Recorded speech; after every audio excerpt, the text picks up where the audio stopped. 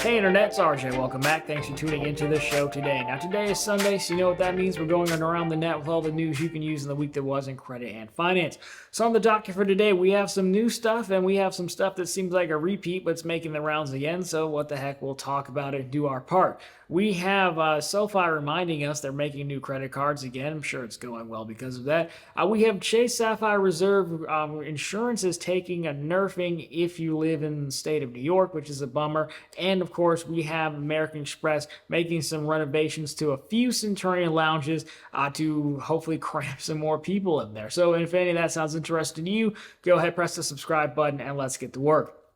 Now we'll lead off with an obscure card that I don't think we've ever talked about. I don't know if anyone's actually ever talked about. That's Japan Airlines. Yes, they have a credit card. It's like a confusing landing page, and it's not super helpful, but they're sending out emails to one gentleman on Reddit in particular who got one and said, hey, they're probably coming out with a new credit card. So it's a story. It's a new card. Let's touch on it, shall we? So the email that we got, this was posted by the good doctor from Montgomery Churns was the gentleman's name. So it's hinted, it didn't outright say it's going to be a new card, but important notice about your current JAL USA card. Applications for the current card will close on before launch. I don't know if that's a typo or how we copied it. That's literally what the email said. If that's how it came out, that might not be as real as we thought. Existing issued cards will remain valid and can be used after launch. Extra benefits await. Launch promotion starting soon. Details will be sent to you via email. Stay tuned for more details. This is a very weird email because it's like they're telling an existing card holder, hey, you've got a card. We're going to launch a new card and we'll send you stuff to sign up for that one pretty much. Japan Airlines, I had to look it up myself. It's not a very good card. They have two. One is like you earn a mile for every dollar spent. The other one's you earn a mile for every $2 spent, which is like a horrible ratio. So the one with the 1-to-1, I think, is actually an annual fee card. Plus, they charge you a little bit extra to be in their premium reward section. Their cards aren't good. They're issued by FNBO right now. The intro offers are like $5,000 or 5,000 miles. $5,000 would be a different story. 5,000 miles. So I don't expect much. Maybe they're trying to resurrect their thing, but I mean, I don't think Japan Airlines is like a huge following over here, anyways. So you know. But if you are a user, let us know. So keep your eye out for that. Now on to someone who I'm pretty sure launched new credit cards and then came back months later is now telling us again they're launching new credit cards, which is SoFi. You know, the little bank that became a real bank over time. I'm positive we cover this, but I started seeing the outlets cover this story again, so I'll just throw it in here. We'll do our part to boost these terrible cards. So here you have it. There are two cards that SoFi is coming out with. Of course, they already have one. So the one you'd be interested in is the Everyday Cash Rewards credit card, designed for those who prioritize earning rewards on their daily spending, whether it's dining out, ordering, or shopping for groceries. Key features include 3% unlimited cashback on dining out at restaurants and dining in, including food delivery services like DoorDash, Uber Eats, and Grubhub. 2% unlimited cash back on grocery stores and convenience stores, both in-store and online, and 1 back on everything else. Then there's the Essential Credit Card, which is like for those building credit. Nothing to see there. Now, I'm pretty sure we've talked about this because I went and found the blog post, but you can see I found this was sent to me by a few folks, dated October 9th. So I don't know if that means the cards aren't doing well. I looked, you can't actually apply for them. It says the landing page says like respond to a mailer, which means they must be slow rolling these, sending out, as you would imagine, mailers with promo codes. I don't know if there's an intro offer. I mean, there's an intro offer of like at least $200 or something like that. Well, that would change my opinion, but you know, the 2x back category seems silly when like the regular SoFi credit card already gives you 2% back, so I feel like they would have needed to do something else. I mean, the three of you just love SoFi. I mean, again, it's probably fine, but overall, as we know, these aren't super great, so my guess is they were just trying to re-drum up interest in them.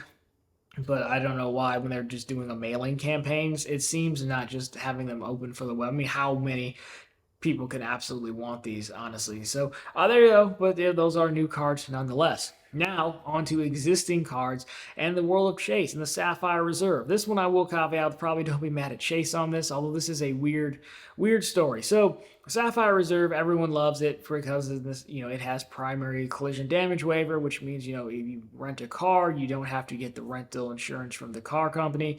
And if you happen, you know, get hit or something, knock on wood, of course, you know, you don't have to go to your auto insurance. It just, the card steps in, the card's carrier steps in and covers it. Well, in the state of New York, that benefit's actually going away.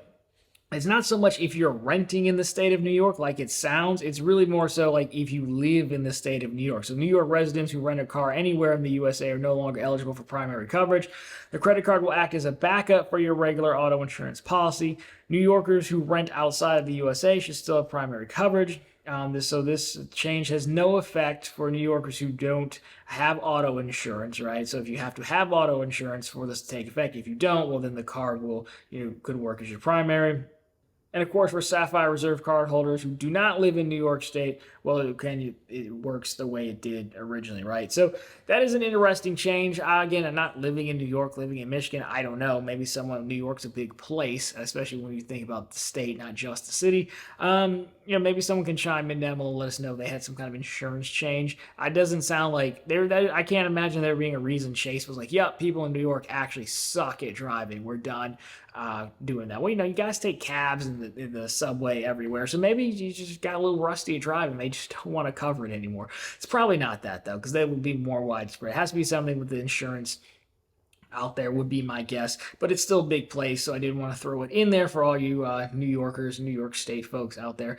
That is unfortunate. One thing I would add is like if it is an insurance thing, I could be wrong, I guess, because I haven't at the time of taping, I haven't seen anyone report that like the Venture X, for example, like the Altitude Reserve, like all the other Visa Infinites, I haven't seen follow suit yet. And if it was like an insurance deal, those cards would also probably have to follow suit as well, which I haven't seen. Could be we just pay more attention to Chase. So I just be aware of that. Again, the Sapphire Reserve probably going to be the more popular of the two just because it's been around so long. And we'll keep an eye out if the other cards end up following suit. Or maybe you did just upset Chase with your horrible driving record. I don't know. I'm not trying to get turned off in the state of New York, though. So, there's that. Now, if you are going someplace and you don't plan on renting a car, you might be flying and you just, get an Uber. Well, you could be a fan of BILT, and BILT now has some new transfer partners that you can add to the list and send your BILT points out to. Well, you're going to get Tap Air Portugal, which we talked about a while back because they made a card with cardless. It's a 1-to-1 transfer rate.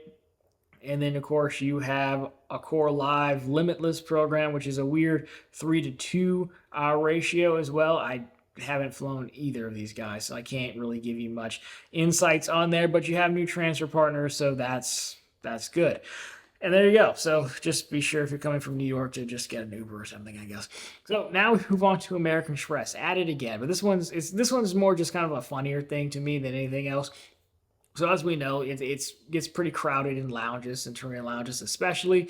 And so now American Express and Key lounges are going through and they're actually going to yank out the spa setup that they had, which I didn't know actually they had spas in some of these, right? I don't know how broad we're being with the term spa, but as you can see, American Express has made the call. This came from TPG. In their Centurion lounges to rip out the spas. Well, he wrote it more eloquently than that. This is just the notes that I wrote down. So you're talking about DFW, which I've been to that Centurion lounge. I don't remember a spa. But okay, fine. LAX.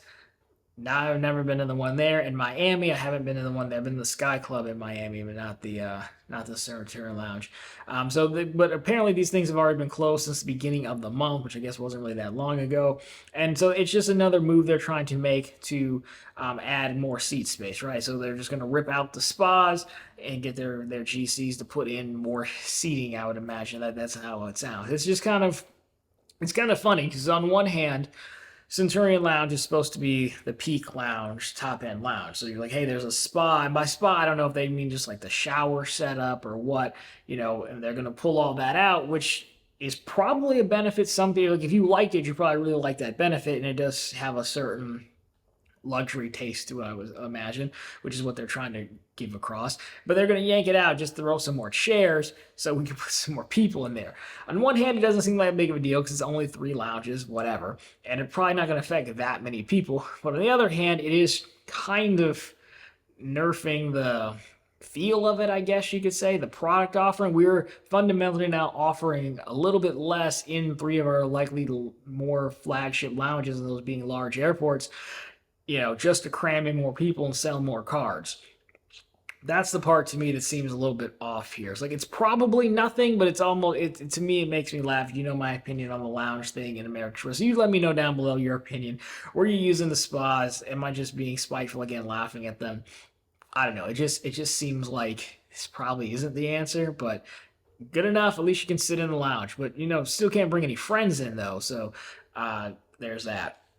Anyhow, that has been the news for this week. So, of course, if you liked it, drop me a thumbs up down below. If you found it particularly interesting, consider subscribing to the channel. We're posting content just like this every single week. And, of course, right back here every Sunday with all the news you can use in the week that was in credit and finance. And, of course, every single day over on ProfitableContent.com, the channel's blog, which is always linked down below for you, and on the channel homepage. A perfect site to peruse and read in your new chair in the Centurion Lounge. Why don't you? But anyways, guys, that'll do it for this one. As always, thanks so much for watching. I'll talk to you very soon in the next one.